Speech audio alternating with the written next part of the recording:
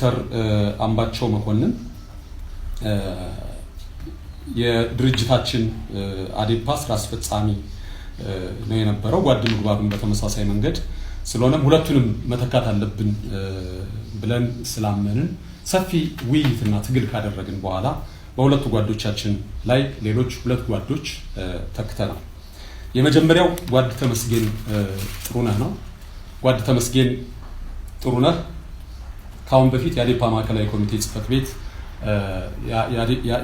በአዴፓ ማዕከላዊ ኮሚቴ አባል የነበረ ግን የስራ አስፈጻሚው አባል አልነበረም። አሁን ጓድ ተመስገን ጥሩነህ የተሰዉ ጓዶቻችንን በመተካት በኩል ከፍተኛ ሚና ይኖረዋል ብለን በማመን እሱን የስራ አስፈጻሚ አባል አድርገናል።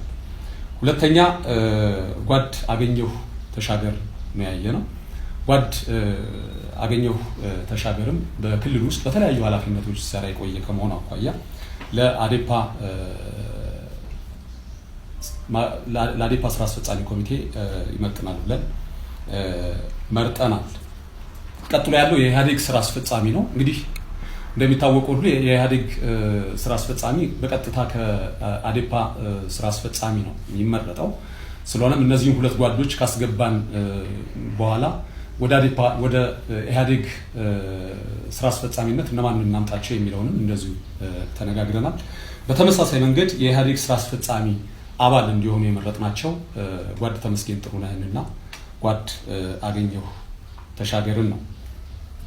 ሌላው ያየነው የድርጅታችን ምክትል ሊቀመንበር የማሟላት ስራ ነው የሰራ ነው።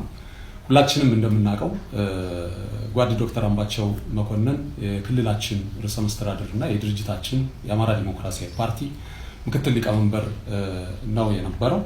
ስለሆነም ይሄንንም ጉድለት መሙላት ስለሚገባን ለዚህ ጉድለት በቤቱ በማዕከላዊ ኮሚቴው የሀሳብ ትግል ተደርጎ ይመጥናል ብለን በዚህ ቦታ ላይ እንዲገባ የተደረገው ጓድ ዮሐንስ ቦያለው ነው። ጓድ ዮሐንስ ቦያለው የድርጅታችን የአማራ ዲሞክራሲያዊ ፓርቲ ማዕከላዊ ኮሚቴ ጽህፈት ቤት ኃላፊ ነው። በተመሳሳይ የድርጅታችን ምክትል ሊቀመንበር ሆኖ እንዲያገለግል ማዕከላዊ ኮሚቴውም ስራ አስፈጻሚውም በጋራ የወሰኑት ጉዳይ ነው። ሶስተኛውና